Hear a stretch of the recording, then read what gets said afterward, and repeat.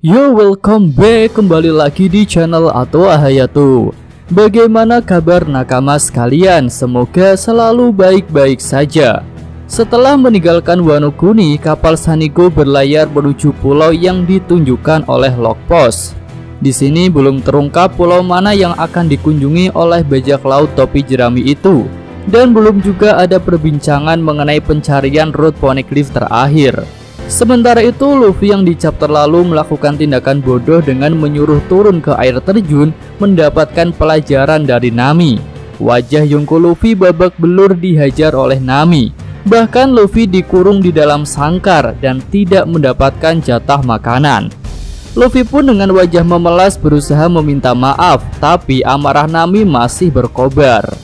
Kemudian Jinbe dengan senyuman di wajahnya berusaha menenangkan Nami. Menurutnya tindakan Nami itu berlebihan dan nyatanya semua kru baik-baik saja. Tapi ternyata karisma Jinbe sang kesatria lautan pun tidak berdaya di hadapan Nami. Jinbe ikutan kena marah. Bahkan di sini Jinbe melihat Nami mengeluarkan petir hitam Hausoku Haki tingkat tinggi yang siap untuk mengintimidasi siapapun. Tapi ya tentu aja itu hanyalah jokes. Sementara itu, Franky dengan bangga menyatakan jika kapal Sanigo hanya menderita sedikit kerusakan saja, walaupun sudah melompat dari air terjun yang tinggi. Iya, tentu saja kapal yang dibuat dengan kayu terbaik yaitu kayu Adam tentu punya kemampuan dan daya tahan yang sangat hebat. Dan kayu Adam juga adalah bahan yang digunakan untuk membuat kapal Oro Jackson milik Raja Bajak Laut Goldie Roger. Nah, selanjutnya burung pengantar koran sampai ke kapal Sanigo dan Robin mendapatkan banyak poster buronan. Sanji terlihat sangat bersemangat untuk melihat bounty terbarunya. Tanpa pikir panjang, koki itu pun melompat ke beberapa poster yang berterbangan. Nah, sebelum masuk ke bounty, Mimin melihat Robin sedang memegang koran. Tapi di chapter ini belum diceritakan informasi apa saja yang ada di koran itu. Sepertinya kemungkinan besar koran itu memuat berita tentang Sabo, Vivi, dan Raja Cobra. Jadi di chapter mendatang harusnya Luffy sudah tahu mengenai berita besar itu. Oke, selanjutnya kita masuk pada bounty terbaru bajak laut topi jerami. Di sini mereka diakui sebagai bajak laut Yonko dengan 5.600 anggota dan juga 9 komandan. Yang pertama adalah Chopper. Bounty sebelumnya 100 berry naik menjadi 1000 berry. Ini kenaikan yang fantastis karena naik 9 kali lipat, ya walaupun jumlahnya cuma 1000. Selanjutnya Navigator Nami naik dari 66 juta berry menjadi 366 juta berry. Itu jumlah yang banyak yang bahkan Nami sendiri menginginkan uang itu. Lanjut lagi ada Soul King Brook naik dari 83 juta berry menjadi 383 juta berry. Lalu ada Cyborg Franky naik dari 94 juta berry menjadi 334 juta berry. Tapi di sini poster buronan Franky berganti menjadi gambar Sanigo. Ya, ada apakah ini? Apa cuma kebetulan atau berkaitan dengan sesuatu? Pluton misalnya? Ya, mari kita nantikan saja. Selanjutnya adalah penembak jitu Usopp naik dari 200 juta berry menjadi 500 juta berry. Kenaikan bounty Usopp itu membuatnya merinding sendiri dan dia juga berharap bounty-nya tidak naik lagi. Kemudian bounty dari Nico Robin naik dari 130 juta berry menjadi 900 juta berry. Itu adalah kenaikan yang cukup pesat. Selanjutnya Sanji naik dari 330 juta berry menjadi 1.032 juta berry. Ya, bounty Sanji ini memang naik pesat, tapi masih di bawahnya Zoro dan bahkan di bawahnya Jinbe. Hal itu pun membuat Sanji frustasi. Kemudian ada bounty-nya Jinbe sang kesatria lautan naik dari 438 juta berry menjadi 1.100 juta berry. Dan selanjutnya bounty Zoro naik dari 320 juta berry menjadi 1.101 juta berry. Nah, karena bounty-nya lebih tinggi dari Sanji, Zoro pun menyindir Sanji. Dan akhirnya Zoro dan Sanji berkelahi lagi. Oke, yang terakhir adalah bounty Kapten Yonko Monkey di Luffy yang saat ini sedang teraniaya. Bounty-nya naik dari 1,5 miliar berry menjadi 3 miliar berry. Ya, selanjutnya setelah melihat Yonko Luffy sedang teraniaya, kita juga akan diperlihatkan keadaan Yonko Buggy yang dalam keadaan sama. Ya, Yonko Buggy sedang dihajar oleh Mihawk dan Crocodile. Nah, ternyata di sini terungkap bahwa pendiri dari Cross Guild itu adalah Crocodile dan Mihawk. Hal itu bermula ketika para Shichibukai diburu setelah status istimewa mereka hilang. Crocodile pun menghubungi Mihawk untuk menjadi aliansi. Saat itu Mihawk pun setuju karena dia memang sedang mencari tempat aman setelah kastilnya digeruduk oleh angkatan laut. Kemudian untuk Buggy bahkan tidak ada rencana untuk diundang menjadi salah satu anggota. Awal mulanya Crocodile hanya berniat untuk menagih hutang kepada Buggy. Uang itu sepertinya digunakan oleh Buggy untuk memulai usahanya di dunia bawah. Crocodile pun datang ke markas Buggy hingga dia menghancurkan armada marin yang sedang mengepung Buggy. Setelah bertemu Buggy, Crocodile menyadari jika Buggy ingin kabur dengan cara terbang. Crocodile pun langsung menagih hutangnya. Tapi karena terlalu banyak karyawan, Buggy jadi belum bisa membayar hutangnya meskipun bisnisnya itu berjalan dengan baik. Buggy pun menjalin kesepakatan untuk bekerja di bawah Crocodile tanpa bayaran untuk bisa membayar hutangnya. Dan aset dari bisnis Buggy itu tentu akan diambil alih oleh Crocodile sebagai pemberi modal awal. Lalu singkat cerita, anak buah Buggy yang mengira Buggy menjalin aliansi dengan Crocodile dan Mihawk membuat poster untuk mendeklarasikan adanya organisasi Cross Guild.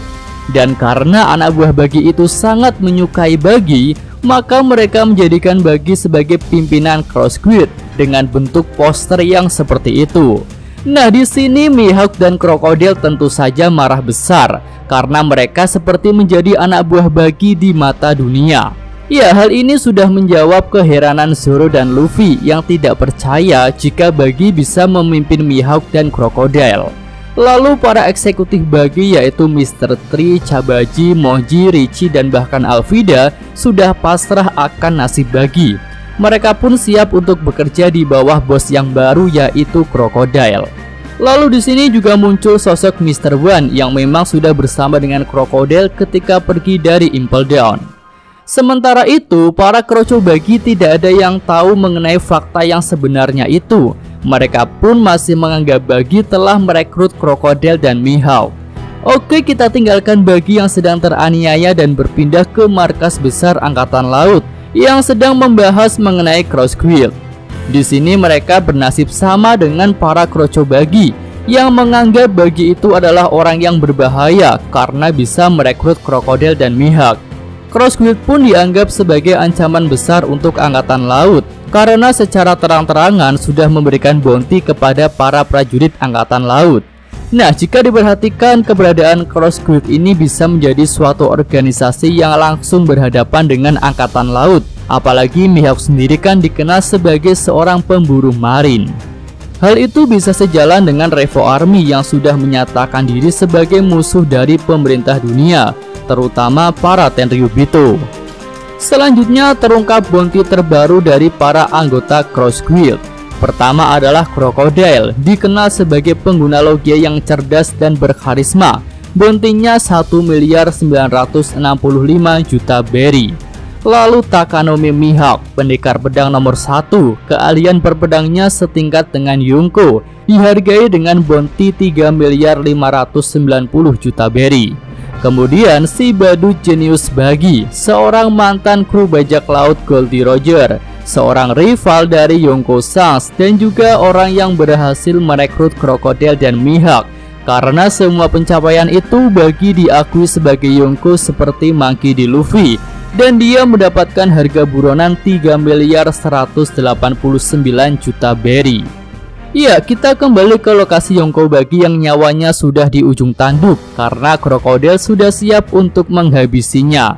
Tapi akhirnya Mihawk menyatakan bahwa situasi kesalahpahaman ini bisa dimanfaatkan.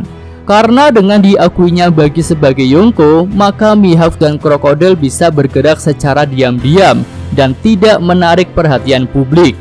Ya, di sini terungkap bahwa keinginan Mihawk hanyalah untuk hidup tenang. dia juga tak menginginkan gelar Yonko. Wah, mungkinkah hal itu dilakukan oleh Mihawk karena dia sudah tidak punya lawan yang bisa menandingi ilmu pedangnya? Ya, jadi makin penasaran nih untuk menantikan bagaimana Zoro menantang pendekar pedang nomor 1 itu. Nah, setelah keputusan dibuat, Buggy pun keluar layaknya pimpinan Cross Guild. Dia menyatakan akan mempersiapkan semua ini untuk menyambut datangnya era baru. Buggy pun terlihat menangis setelah mengatakan itu. Para anak buahnya semakin menghormati Buggy karena mereka menganggap itu adalah tangis haru akan sebuah pencapaian. Tapi nyatanya itu adalah tangis ketakutan dan penyesalan karena Buggy berada pada kondisi yang sangat buruk. Nah, selanjutnya kita beralih ke kerajaan Kamabaka. Di sini pasukan Revo Army sudah kembali tapi tanpa Sabu. Mereka pun senang karena misi kali ini bisa dikatakan sukses. Namun untuk kejadian tentang Raja Cobra tidak ada yang bisa menjelaskan, karena hal itu terjadi setelah Sabu berpisah dari mereka semua. Dragon sendiri terlihat sangat marah kepada Sabu dan dia menyatakan tidak akan memaafkan Sabu jika berita itu benar. Lalu Dragon mengajak bicara Kuma, tapi Kuma tidak merespon dengan baik dan dia hanya berkata untuk mematuhi perintah tuannya. Nah, selanjutnya ada panggilan Denden Mushi ke markas Revo Army itu, dan ternyata panggilan itu sudah disadap oleh prajurit Marin. Hal itu berarti markas Revo Army sudah diketahui. Tentu ini bukanlah hal yang baik, karena selama ini markas Revo Army itu tidak diketahui.